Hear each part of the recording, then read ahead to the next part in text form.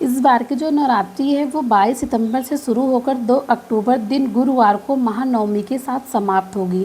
विजयादशमी जो है वो 2 अक्टूबर की है और कलश स्थापना हमें सुबह जो है 6:09 से 8:06 तक ही करना है।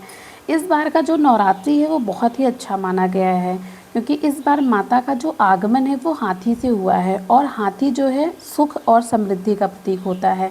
तो इस बार हमें नवरात्रि में बहुत सारी खुशियाँ और सुख समृद्धि मिलेंगी। माता का पूजन करने के लिए सबसे पहले हमें एक चौकी चाहिए होगा। चौकी के ऊपर हमें पीले या लाल वस्त्र बिछाना है। वस्त्र अगर नए हैं तो अच्छी बात है, अगर नया नहीं है तो हम पुराने वस्त्र को ही साफ सुस्त करके चौकी पर बिछा देंगे। उसके बाद हम माता जी की फ़ोटो या प्रतिमा, मूर्ति, हमारे पास जो भी चीज़ें हैं, हम पहले माता जी को स्थापित करेंगे। यहाँ पर स्थापित करने के लिए हम वस्त्र पर पहले एक चावल, फूल, जो भी चीज़ें हैं वो डालकर माता जी की फ़ोटो स्थापित करेंगे। उसके बाद हमें कलश स्थापना करना होता है।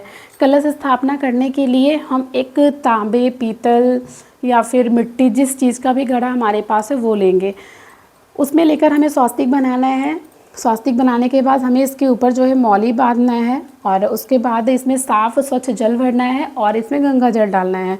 उसके बाद हमें एक इसमें साबुत खड़ी हल्दी, सुपारी, सिक्के, लौंग और इलायची, ये चीज़ें डालनी होती है। उसके बाद इस पर हमें पंच पल्लव, ये हमें जो है आम के पल्लव लगाने होते हैं। अगर हम चाहते हैं कि नवरात्रि के 9 दिन में हमारे जो ये पल्लव हैं ऐसे ही हरे भरे रहें, तो हमें जो ये पल्लव का डंडा होता है थोड़ा सा बड़ा करना है, जिससे ये हरे भरे बने रहते हैं।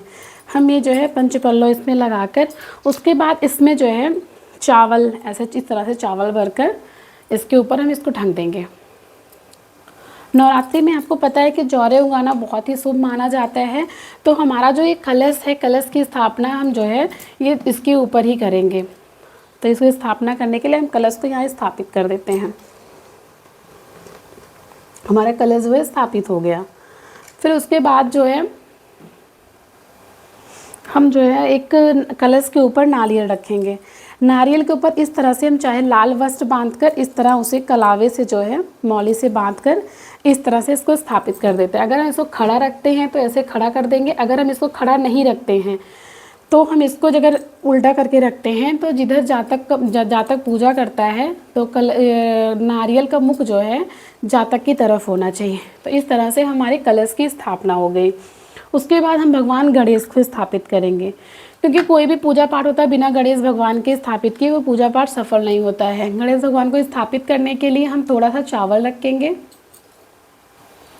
चावल रखने के बाद हमारे पास अगर भगवान गणेश की फ़ोटो या गणेश की मूर्ति है वो स्थापित, अगर हमारे पास भगवान गणेश की मूर्ति नहीं है तो हम जो है सुपारी को भगवान गणेश मानकर भगवान गणेश को स्थापित कर देंगे।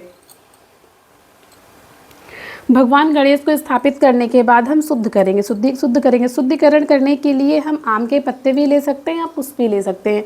तो इस तरह से जल के छींटे मारकर हम इसको शुद्ध कर देते हैं। शुद्ध करने के बाद जो है और अब उसके बाद शुद्ध करने के बाद हम माता को वस्त्र के रूप में चुनरी समर्पित करेंगे। नवरात्रि की शुरुआत में माता को नई चुनरी ही समर्पित किया जाता है, तो हम माता को नई चुनरी ओढ़ाएंगे। और भगवान गणेश को वस्त्र के रूप में हम जो है, हमारे पास अगर कलावा है तो कलावा, अगर हमारे पास जनेऊ है तो भगवान गणेश को हम जनेऊ समर्पित करेंगे। इस तरह से हम भगवान गणेश को जनेऊ और माता को चुनरी समर्पित करते हैं।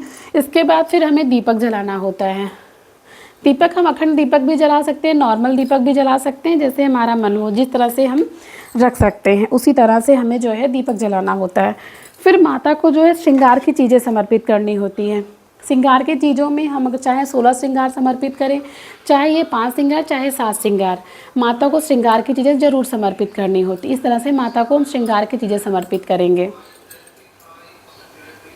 श्रृंगार की चीज़ें किसी दिन भी समर्पित कर सकते हैं। और माता जी को जो है उसके बाद हम माता को जो है सिंदूर लगाएंगे। नवरात्रि की पूजा में लाल चीज़ें, लाल वस्त्र का बहुत ही महत्व होता है, तो माता को हम सिंदूर लगाएंगे। हमने जो ये फ़ोटो लगाई है इसमें 9 दुर्गा बनी हैं। हम माता को सिंदूर लगाते समय 9 देवियों का स्मरण करेंगे। ओम जयंती मंगला काली भद्रकाली कपालिनी दुर्गा क्षमा शिवा धात्री स्वाहा स्वधा नमस्तुते। इस तरह से हम 9 देवियों का जो है नाम लेकर 9 देवियों को सिंदूर लगा देते हैं। उसके बाद हम भगवान गणेश को लाल चंदन लाल या फिर सिंदूर, तो हम भगवान गणेश को जो है लाल चंदन लगाते हैं। उसके बाद जो हमने कलश स्थापित किया है, जो ये कलश होता है ये भगवान वरुण होते हैं, तो हम वरुण भगवान का जो है ध्यान करने के बाद ये कलश का भी पूजन कर देते हैं। इस पर भी लाल चंदन, और हमने जो जौरे उगाई हैं उस पर, जिस पे ये चावल रखे हैं उस पर भी, फिर हम दीपक की भी पूजा कर देते हैं। सबका तिलक करने के बाद फिर हम माता को भोग लगाते हैं। नवरात्रि के भोग में हमें ये पंचमेवे का भोग ज़रूर लगाना होता है, तो हम माता को ये पंचमेवे का भोग लगाएंगे। और उसके बाद हमें नवरात्रि में बतासे का भोग लगाना होता है। अगर हमारे पास बतासे नहीं हैं तो हम जो है मिश्री या फिर इलायची दाना इसका भोग लगा सकते हैं। और वैसे भी हमें जो है नवरात्रि में उस बतासे का भोग ज़रूर लगाना चाहिए। तो हमने ये जो है इलायची दाने का भोग लगाया है। और भोग के रूप में हमें कोई भी ऋतु फल लगाना होता, जो भी हमारी श्रद्धा है, जो भी है, हम माता को ऋतु फल का भोग लगाएंगे। तो इस तरह से हमारी पूजा जो है संपन्न हो जाती है। पूजा करने के बाद हम माता जी से क्षमा प्रार्थना करेंगे कि माता जी हमसे कोई भी गलती हुई है, कोई भी भूल हुआ हो तो आप उसे क्षमा करें। तो इस तरह से हम माता से क्षमा याचना करेंगे। नवरात्रि में माता को लौंग और इलायची का भोग ज़रूर लगाना चाहिए। हमें लौंग ऐसी फूल वाली लौंग लगाना चाहिए जिसमें फूल हो, तो हमें इस तरह से लौंग और इलायची का भोग माता जी को लगाना चाहिए। नवरात्रि में हमें या तो दुर्गा सप्तशती का पाठ करना चाहिए। अगर दुर्गा सप्तशती का पाठ नहीं कर सकते हैं तो हमें दुर्गा चालीसा का ही पाठ करना चाहिए, लेकिन हमें कोई ना कोई पाठ ज़रूर करना चाहिए। तो हम नवरात्रि में जो भी हमारी श्रद्धा हो वो हम उस तरह से माता जी का पाठ करेंगे। और नहीं तो हो सकता है नवरात्रि की जो व्रत कथा आती है हमें वो पढ़ना चाहिए। तो इस तरह से हमें जो है कोई ना कोई पुस्तक ज़रूर पढ़ना चाहिए और माता जी से प्रार्थना करना चाहिए कि हे माता, हमने आपका व्रत पूजन किया है, हमारे व्रत पूजन को आप सफल करिए। और उसके बाद नवरात्रि में हवन का बहुत महत्व है। पूजा करने के बाद हमें हवन ज़रूर करना है। हवन के लिए हम गाय के गोबर की उपले लेंगे, और गाय के गोबर की जब उपले लेने के बाद हम इसमें गाय के गोबर की उपले लेना है, और उसके बाद हम इसमें कपूर डालकर इसको जलाएंगे। इस तरह से हम गाय की उपल में कपूर डालकर इसको प्रज्वलित करेंगे। और हवन के लिए सबसे पहले हम लवंग का जो है 2 जोड़ा डालेंगे। डालने के बाद हम 5 आहुति जो है ज़रूर डालेंगे। पहली आहुति में जो है अपने कुल देवी देवता का नाम लेकर डालेंगे। दूसरी आहुति जो है भगवान अग्नि देवता के नाम से डालेंगे। तीसरी जो आहुति होती है वो नवग्रह के नाम से आहुति डालते हैं। और चौथी जो आहुति होती है नौ दुर्गा के नाम से डालते हैं। और 5वीं आहुति जो है भगवान गणेश के नाम से डालते हैं। तो इस प्रकार नवरात्रि में हवन करते समय हमें 5 आहुति ज़रूर डालनी है और माता जी से क्षमा प्रार्थना करना है उसके बाद कि माता रानी हमसे पूजा पाठ में जो भी गलतियाँ हुई हैं आप उसे क्षमा करें। और इस तरह से हमारी नवरात्रि की पूजा पूर्ण होती है। और हमें किस तरह से नवरात्रि में प्रतिदिन पूजा करना है जानने के लिए वीडियो को पूरा देखिए। और उसके बाद अगर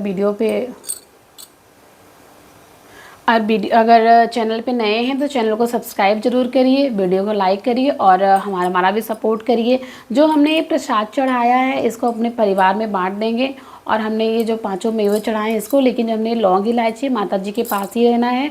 और दूसरे दिन हमें पूजा कैसे करनी है इसको जानने के लिए चैनल को सब्सक्राइब जरूर करिएगा। राधे राधे।